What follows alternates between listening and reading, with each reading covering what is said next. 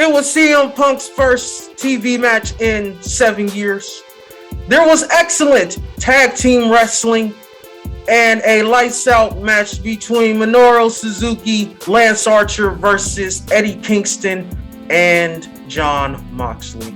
Find out my thoughts about this and much more on your AEW Rampage Grand Slam review for September 24th, 2021 in under 10 minutes.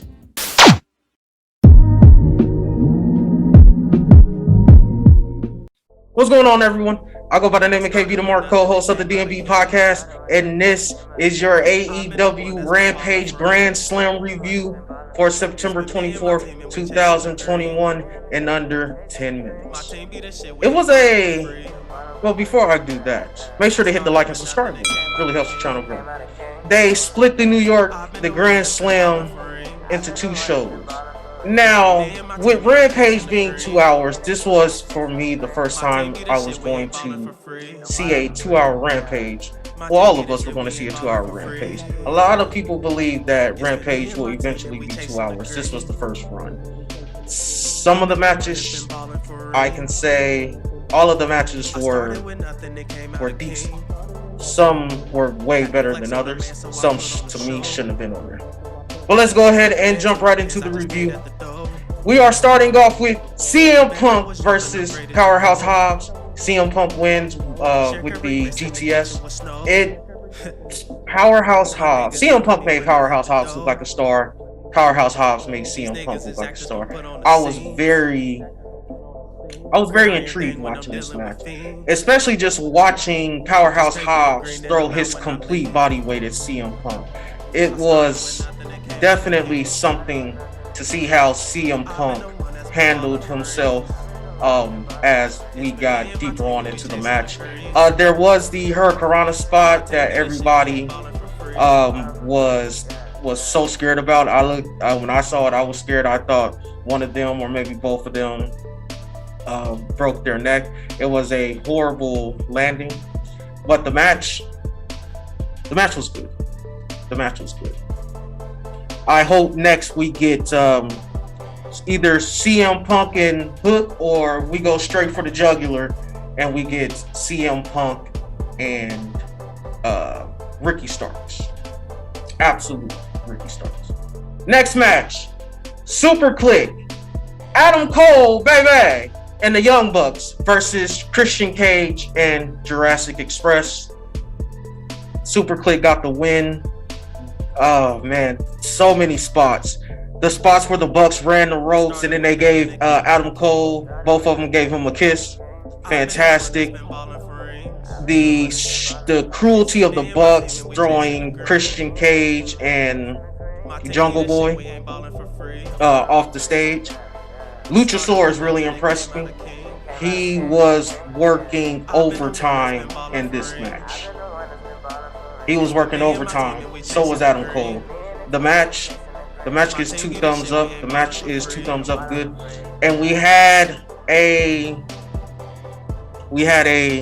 stare down between Adam Cole and Jungle Boy. And they're running it next week on AEW Dynamite in Rochester. Who's to say we don't get a Bray Wyatt on top of that fantastic match between Adam Cole and Jungle Boy? Next up, Men of the Year, Scorpio Sky, Ethan Page versus Chris Jericho, Jake Hager, Inner Circle. The post-match was better than the match. The match, honestly, the match is bad. It's not god-awful, but it's bad for Chris Jericho. The post-match angle is what really made this, with American Top Team Dan Lambert bringing in the UFC guys, and they completely laid waste to Jericho and Hager. So the match is bad, but the post match is 2 thumbs up.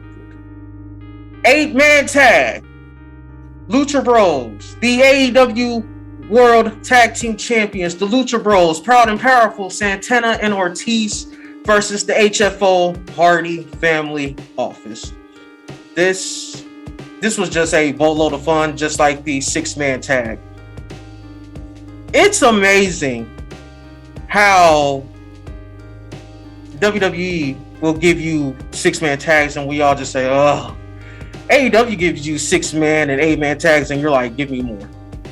Give me more. Isaiah Cassidy, Quinn, fantastic. You just know what you're going to get with Private Party. Lucha Bros, Santana and Ortiz, you know what you're going to get. I love Santana and Ortiz getting the win in New York. They won off the street sweeper.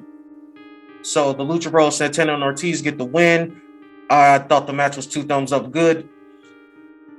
AEW just gives you just a boatload of fun when it comes to tag team wrestling. They do tag team wrestling at its finest. Next up, we have Anna Jay versus Penelope Ford. The match, nothing really exciting happened. I think what happened after the match was the most exciting. Same thing with the Men of the Year and the Men of the Year, Chris Jericho, Jake Hager. The match was bad. Wasn't god awful. It has some enjoyable moments, but the post match is what made it better. Penelope Ford got the win with the brass knuckles, and the Orange Cassidy, Chris Statlander, the Dark Order come out to make the save. Then when Alex Reynolds and the rest of the Dark Order are trying to bury the hatchet, Evil Uno says no. And with next week's show, like I mentioned earlier, in Rochester, it makes sense that he would do that. Maybe we get Wyndham Rotunda. Next up, we have Sammy Guevara, Fuego del Sol. Miro beat the shit out of both of them. Threw Fuego off a 12-foot stage. Tore up the next TNT champion cue card. This was 2 thumbs up for me. Lights out match. Lance Archer and Minoru Suzuki versus Jon Moxley, Eddie Kingston. This match was good. Did not live up to the hype that I thought it was going to be, but I guess I shouldn't have put too much hype into it. As in, I should have known that they were just pretty much going to beat the shit out of each other. The trash can spot at the end with Eddie Kingston beating Lance Archer with the kendo stick while his head was in the trash can.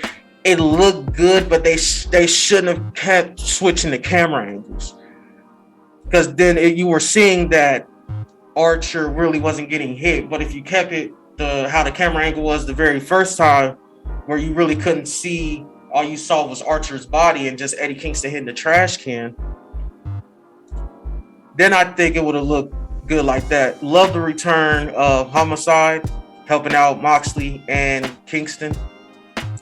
Moxley and Kingston get the win. Kingston got the pin in New York. It was fantastic. It was just a good thing to see Eddie Kingston get the win. For me, I'm going to give the match a bad. I just couldn't get into it. Some of the spots were good. The return of Homicide was good. I just couldn't get into it.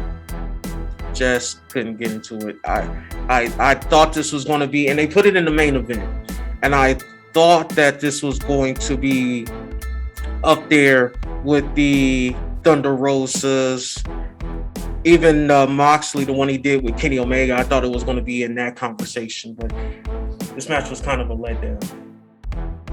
Well, that is it, you guys. That is it for the review. If I had to give Rampage a grade out of 10, I'm going to give them a 6. Nice little show. Easily flowed.